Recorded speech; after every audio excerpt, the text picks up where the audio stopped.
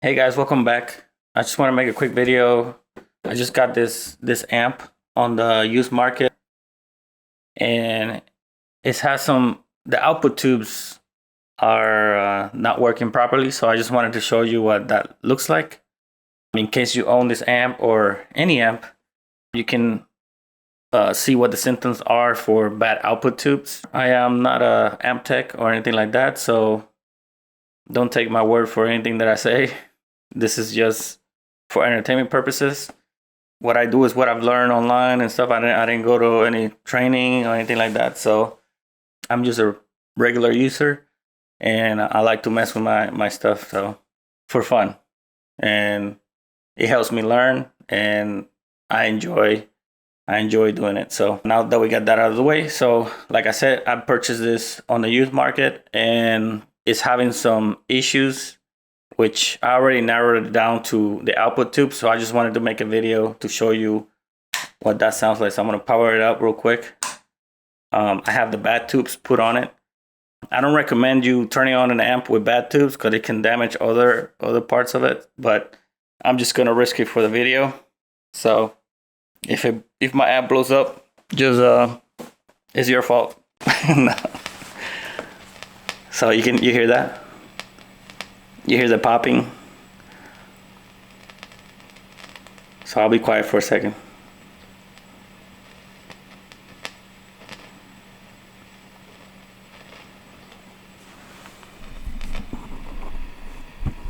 Hopefully the mic picked that up.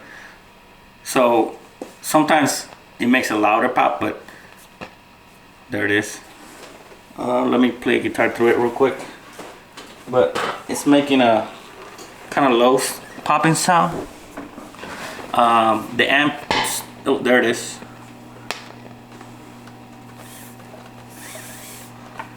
Something happened, so hopefully it doesn't catch on fire. It's still making noises, so it's getting loud again. As the tube gets warmed up, it gets louder and louder. So I mean, the amp still works. I'm plugging the guitar real quick. The amp still functions normally.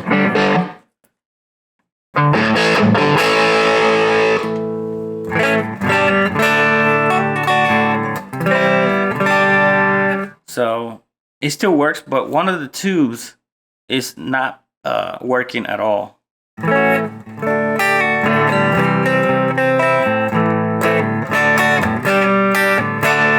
So let's check out the tubes real quick. I'm gonna flip it over and show you the tubes. Stand by a second. I'm gonna unplug the guitar. Put the volumes all the way down so we can check the bias. Put everything down.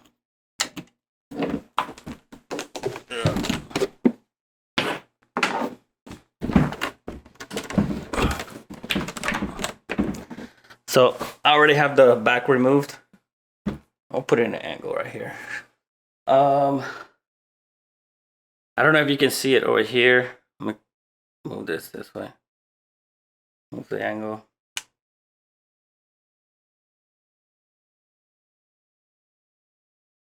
So if you look at this tube, there's some dark shade areas right here. And this one doesn't have any shaded areas. So I'm guessing this tube got really hot, and maybe it was shooting electrons through those little holes. On the inside shielding, there's some slits, and I guess it came through, and it left some dark spots on the glass. I don't know what that is, but I know this is the bad tube. This one's working fine, but this one is not. So I'm gonna measure the output of the tube. This amp comes with the probes over here, where you can put in your regular multimeter to bias your amp. So we're gonna do that. I'm gonna lay it down. So this is the bad tube from looking at it. So I'm gonna put the probes on the one on the left side right here, positive, and this is the ground, and it reads 0. So that means this tube is not putting out any milliamps. So if I put it on the right side tube, this tube is biased to 40 milliamps. It's pushing out 40 milliamps on this side. So this tube is completely not working. It could be other issues, but they're not rep plating. So it could be many other things, but first thing usually that fails are the tubes. The output tubes, if they get pushed hard a lot, they don't last that long. Depends how hard you push it. They last for a long time, but depends how hard you push it. This amp is not very old, but I guess whoever owned it before was really getting onto it. So it could be that the bias was way too high and eventually it burnt out the tube quicker than it normally is supposed to last. So you gotta watch out for that. If you want your tubes to last longer, you can bias them a little bit cold so they can last you a long time. And like I said, I'm not an expert, so I'm just telling you what I've learned throughout my time looking online. So what I'm gonna do is I have this 34L JJs that I rep plated when I was building my Plexi amp, but they're still good. Not all the tubes were bad, I don't think so. I don't have a tester or anything, but I'm gonna try this out and see if it works. So I'm gonna shut down the power. So I'll plug it. Wait, those tubes are gonna be really hot, so I'm gonna wait till they cool off and pull them out. So I'll be right back. Okay, so I'm gonna remove the output tubes. They're cooled now. So I'm gonna push back on this, wiggle it out. So now this is the bad one. You can see those dark spots on the glass. I don't know if that's an indicator that they're bad, but this one has them and the other one doesn't. So pull out the other one. So this one still works. They're Marshall or they're JJs. Now I'm gonna bring the new tubes. So they're JJ EL34Ls.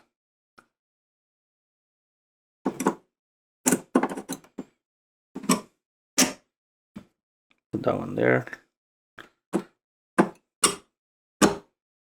Alright, so now we're gonna power up the amp and do a bias. Alright, so I'm gonna wait till the tubes warm up. Now for the 40CR, it has the little probes over here. It's actually a 1 ohm resistor from cathode to ground. That's how you measure it. That's why you can calculate the milliamps. So I'll put my multimeter there. I'm gonna shoot for 35 milliamps. This one is right at 35, 36. I'm gonna bring it down a little bit.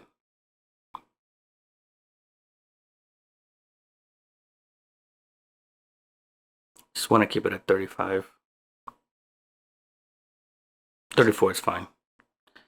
Then I'm gonna do this one over here.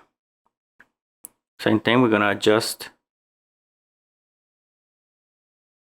Bring it down a little bit. 35. 34. Let me bring it up a little bit.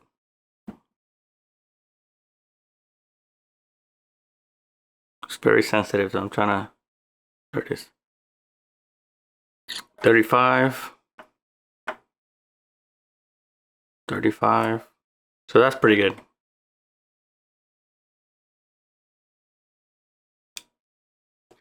And that's pretty much how you bias this amp. It's pretty easy, pretty convenient that they have the probes over here, so you can measure your current. So that's how you troubleshoot your power outputs. That's one way, I guess.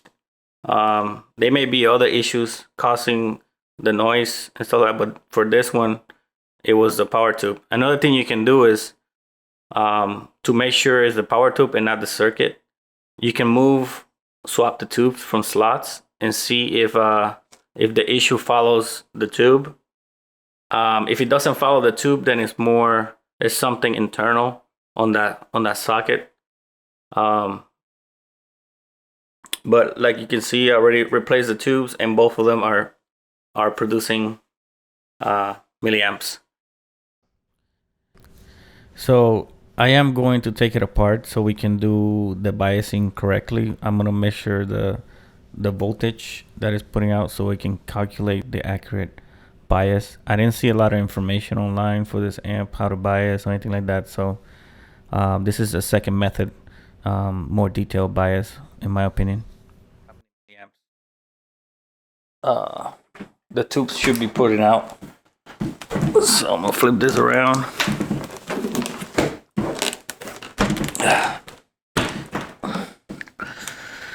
Then I'm gonna take the screws up here.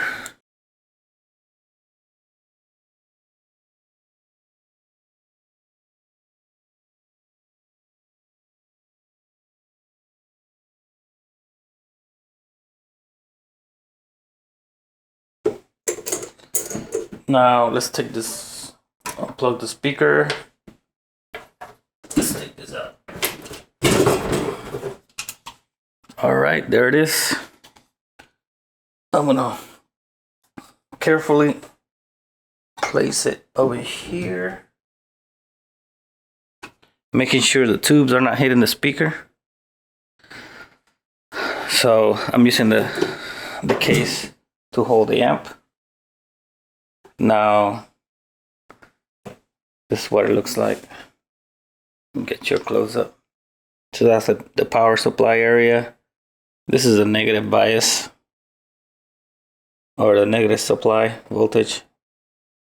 There's two output tubes right here, and I guess this is the same board for the 100 watt because there's some blanks where the tubes should go. And yeah, it says DSL 100 over here upside down, but it says DSL 100. Those are the pots, bunch of relays. So now let's see what's the voltage, the screen voltage, so we can calculate bias. Okay, so I figured it out. So to measure plate to cathode voltage, the cathode is pin 1, which is this one over here. This one's pin 8 right here. Let me see, I'm gonna zoom in.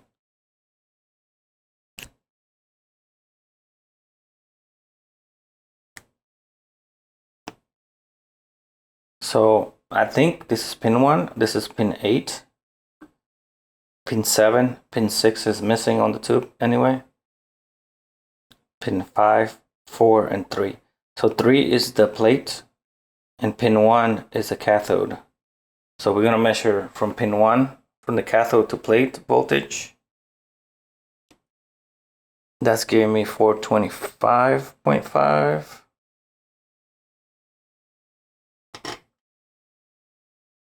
Negative voltage is negative 38. So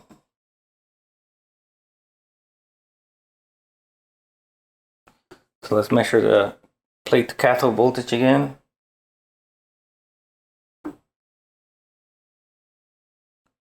Looks like 525. Cable's in the way. Let's put that over here. So we're gonna measure it again.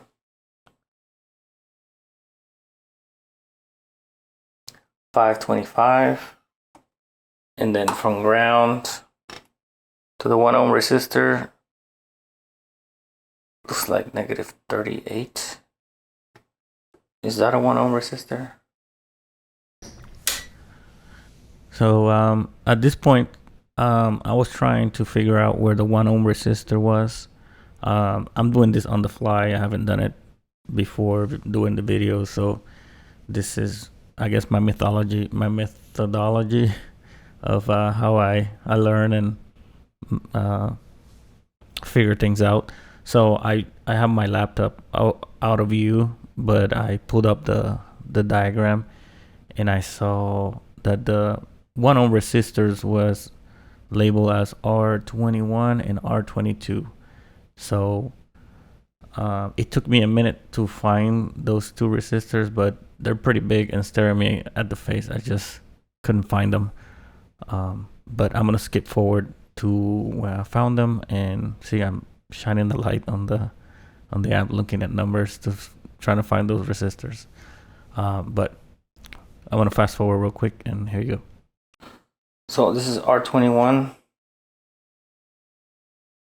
So if we measure voltage, it should give me the bias 31 milliamps over here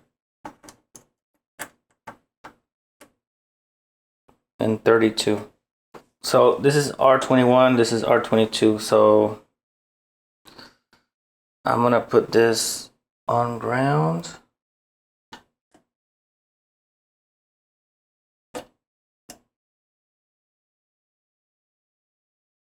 Looks like 33.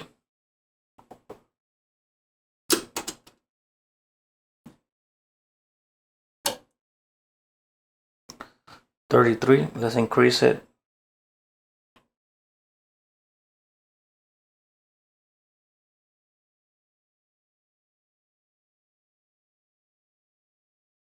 Let's put it at 35. And then let's do the other one at 35 also. I'm adjusting the knobs on the bottom over here.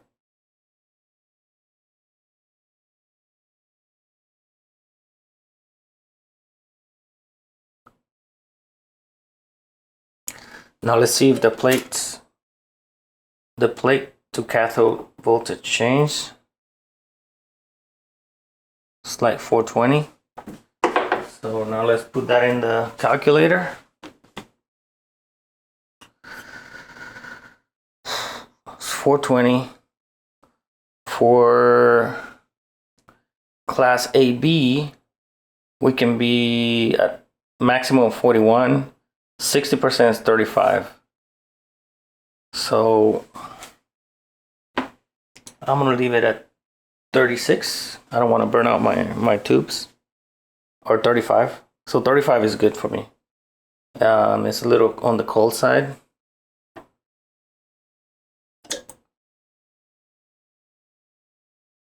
I guess we can make it 38.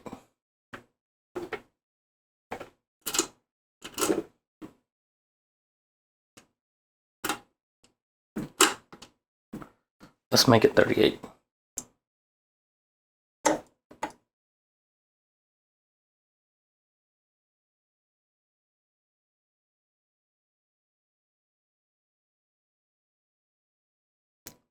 There.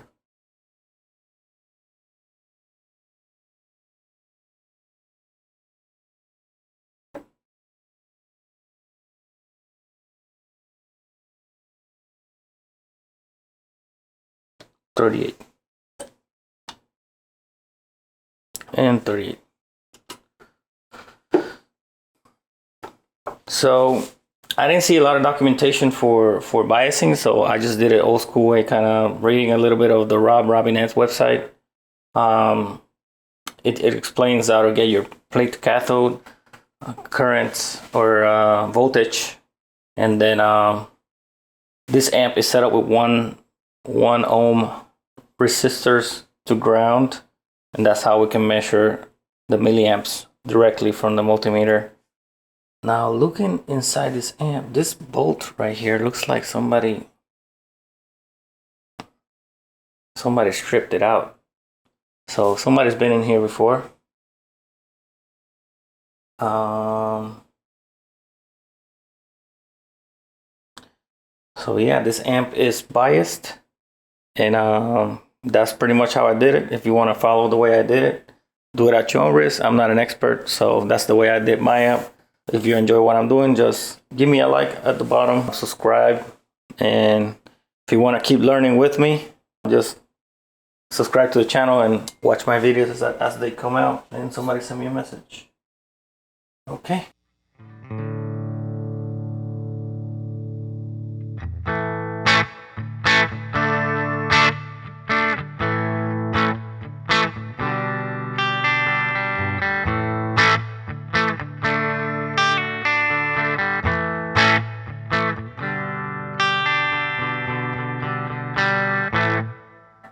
Now let's go to the crunch on the classic gain.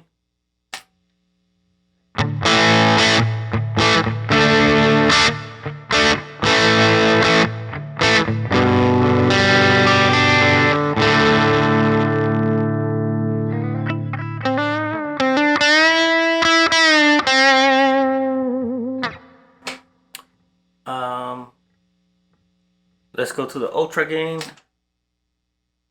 Bring the volume up. So ultra gain halfway.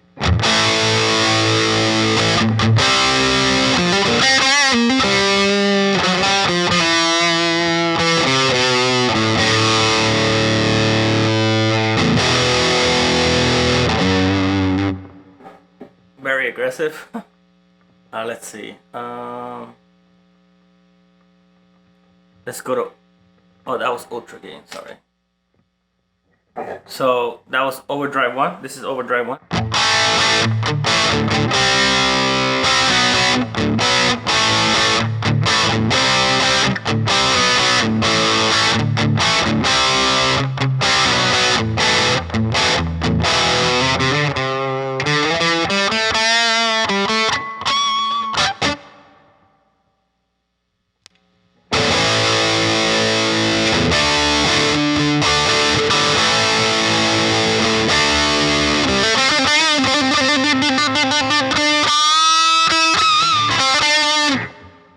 Alright, let's scoop the mids a little bit. Bring up the treble. Bring up the gain. Volume down.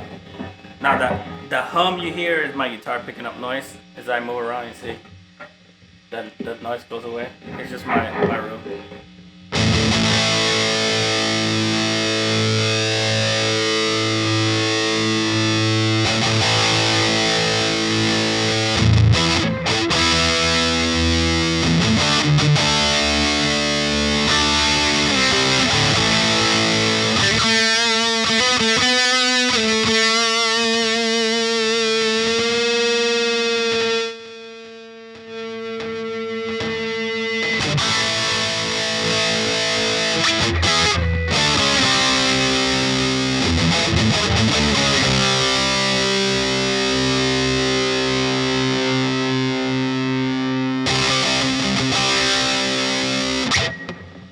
I don't know, it sounds kind of weird.